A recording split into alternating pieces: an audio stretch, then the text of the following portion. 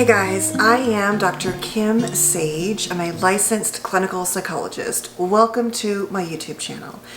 Today's video is all about enmeshment in families that are often created or centered around parents who struggle with narcissism or borderline or some form of emotional complication, a significant type. A type that makes these parents potentially chaotic, disengaged, unavailable, overly involved. And so I think you will see this more with parents who have a more difficult time managing their own relationships. And so it is true for both narcissism and borderline that managing relationships can be particularly difficult for them.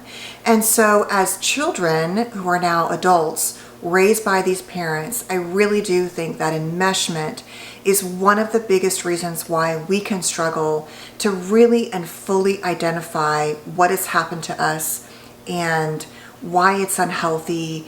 And sort of, it is really the glue that can keep us, yes, I know he or she is this way or they are this way, but I feel responsible for them. But I just feel bad for them. You know, they had a bad childhood too. But, you know, without me, I'm not sure if they would even be here. And so it's really very, very wounding for both of you technically, but particularly for us as we begin to really disentangle ourselves from these types of parenting relationships. Let's talk about enmeshment. I want to read a quote that I came across actually this morning based on an article by some writer at People magazine, but it was really talking about Billie Lourd, who is the daughter of Carrie Fisher, who was the daughter of Debbie Reynolds. Now, I'm dating myself, so maybe if you're older, you'll know Debbie Reynolds or Carrie Fisher, which was Princess Leia in Star Wars, and many other incredible things. She's a writer, a screenwriter, an author, an actor, just an incredible person. Carrie Fisher was so brilliant in my perspective, and her very talented daughter, Billie Lourd, so talented. But a quote Billie said, because she lost Carrie Fisher one day and lost her grandmother, Debbie Reynolds, the next day, something that she said, which I thought was really kind of sums up our conversation today, is this. So in the interview, Billie was talking about losing them, and she said, because Billie also just had a baby, a little boy recently this last year. And she said, my main job when my mom was alive was taking care of her and making sure she was okay. I was her main support, and I was 7 for a lot of the time, and that was really hard. And that's why I grew up really fast, because I was her best friend. I was her mother. I was her kid. I was her everything. And that's one of the main things I'm learning not to do with my kid. That to me is the core, and I have no doubt there was a generational passing on of enmeshment, most likely. I know there was a complication with Debbie Reynolds and Carrie Fisher in their parenting, but the core of it is this idea that you become emotionally responsible and meshed with the parent. And this is where I think, as I said in the beginning, it makes it so difficult to really get it, especially, I will say, with borderline, even more so than with narcissism, because, as I always say, you can get more of that reciprocity, or it feels like it with borderline, and you can feel like there's connection because it can be really good. It's just that when it's hurtful and bad, it doesn't make up for the good, and it's very hurtful and damaging. But you grow up oftentimes, because borderlines have a hard time navigating their emotions, whether it's a father or mother or whomever, they will often lean into their children to become that person. And I do think it happens more with women, because I think women historically are more in the childcare role. Obviously it can happen with anybody. And I also think it happens even more in single parent families if the primary caregiver is a borderline human being or has those tendencies, because there's no other adult there to buffer and regulate.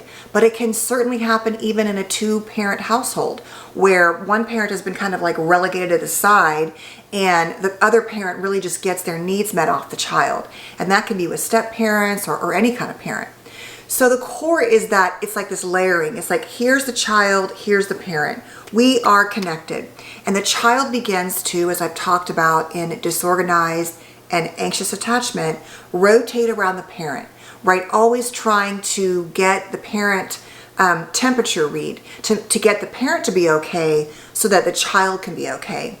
It's often called role reversal. We hear words like parentification. Enmeshment really becomes this thing where the child also never learns to develop really a separate self. They're so used to rotating around that parent. So I've got some notes here I just want to share, but at the core of the idea of enmeshment is this, that there's an inability to control our emotional involvement with the other person. Often with a parent, we don't know how to separate. We feel like we can't. So there really is a problem with that. There's an exaggerated sense of empathy and responsibility. So we can feel, we can have this love-hate with them, or we feel overly protective of them, but also can feel this deep anger towards them. But that exaggerated sense of emotional compassion or empathy keeps us stuck in it. There's a guilt or anxiety when we're not thinking about what they need. We even if we're not with them, we feel this like constant energy of responsibility for them. There's often fear of conflict, especially if your parent struggled with rage, which is very common in both narcissism and borderline, but not always. Or their deep woundingness that can be that more internalized covert behavior or quiet behavior, and an inability to keep ourselves happy or to be happy if they are not happy.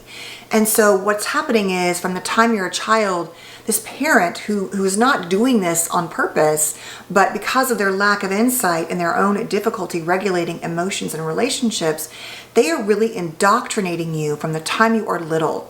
Just like we talk about in attachment behaviors where, with avoidant parents, they inadvertently don't reinforce the negative emotions. It's like, oh, but I will be there for you when you play quietly next to me, or when you achieve. And it really is this idea with narcissism too, where the child is it's like a limb. It's an extension of the parent. And so we grow up believing that we are this symbiotically sort of like chaotic connection is sort of our responsibility to make our parent okay. And so that is really what enmeshment looks like. Okay, so let's go through a few more things you can also see. So you don't really think about what's best for you. You're kind of always thinking about what's best for them. You can feel guilt and shame if you try to separate and have boundaries or less contact. And they're often very poor boundaries, physical, emotional, psychological, even intimate boundaries with these kind of parents. Your self-worth seems to hinge on, what they value as important and redeemable. They want to know everything about your life. They're overly involved. That can be kind of like that helicopter dynamic.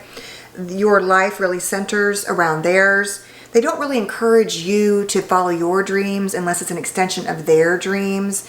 And so we can see issues where there's helicopter parenting, like I said, where there's just this intensity. So it feels like it's about the child, but really it is about the parent getting their needs met and the child doing what the parent wants and reflecting back to the parent their role, their value, their dreams, their success, whatever.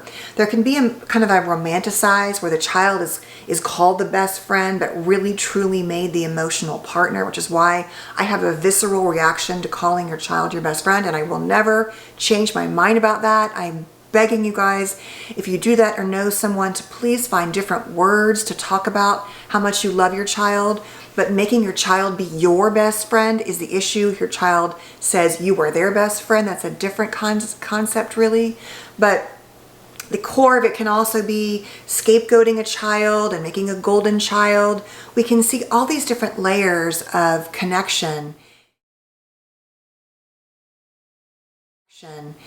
And so what does all of this do to us? Well, at the core, it makes it really hard for us to have any separate sense of self. It makes it damn near impossible to think about how to cut ties or set good boundaries, because when we even try, what I hear is, yeah, I know, Dr. Sage, but I feel so guilty. You don't understand. Or, you know what, they're doing their best and they struggle too. Yes, that is all completely true. But it is very intoxicating to think that you have some power over your parent, that if you separate and become a separate self, maybe that gives you some kind of power and control in a childhood where you had none. And I think that's probably what happens, right? It's like we've learned to have our safety and power and control off of them being okay. But it is very, very dangerous for us, and very, when I say intoxicating, I mean it makes us sick and unwell, not really sort of like, oh, I want to be lured into that. It makes it hard for us to have healthy relationships and healthy partners. In these kind of situations where people grow up and they're still enmeshed, there's a lot of conflict often with the partner and the in-law parent who does this. They get invited to things. They live with the family. They go on vacations. And oftentimes the enmeshed parent will use grandparenting or watching the pets or watching the house or some kind of way to keep their connection and their value. And so it becomes even more difficult. Like, how do you set boundaries with an enmeshed parent if they're also taking care of your kids? Oh, and by the way, what if you're divorced and you have no childcare, or you both work in the marriage and you can't afford childcare, right? I promise you that 9 times out of 10, if you have very undiagnosed, untreated, borderline or narcissistic parents who don't listen to you, who struggle with their own issues, you are better off finding someone to hire who will do what you ask.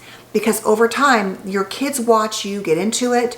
This type of parent will often do the same things with your kids and create a new partner. And I am telling you, it is not healthy. It is not. So, of course, if the parent's in treatment and they're working on it and you're all good at, kind of connecting and trying to at least work through things, different, but still important that you become a separate self. So you often struggle with creating your own self.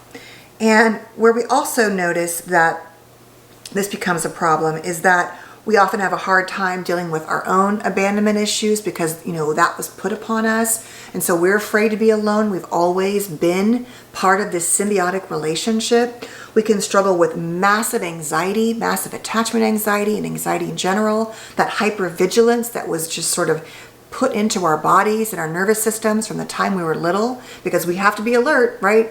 And be on guard at all times, because what does that parent need? Issues around not pursuing our own dreams, knowing who we are, having our own difficulties with healthy boundaries, not just with the parent, but in other relationships. We can have a hard time learning how to self-soothe and take care of ourselves. We can have a very hard time with compulsive caregiving and people-pleasing and toxic shame because we never feel good enough about ourselves, and that role that we had was just yucky and conflictual, but also we were very dependent upon that parent. We can have really hard time owning our own feelings and taking responsibility for changing our lives. And so all of that is part of the work that I will be also talking about in my courses. Everything from mental health issues to how to self-regulate in your body, how to find your own identity. Whether you do, with me or here or in other places, it doesn't matter. Books, podcasts, please find the resources and know that you have to first acknowledge that enmeshment is existing in the relationship, that you have some difficulty. And here's how you know. When you decide to set a boundary and you are terrified, you feel guilty, you break down, you can't do it, this parent pushes back, or this relationship, because enmeshment can be in all kinds of relationships.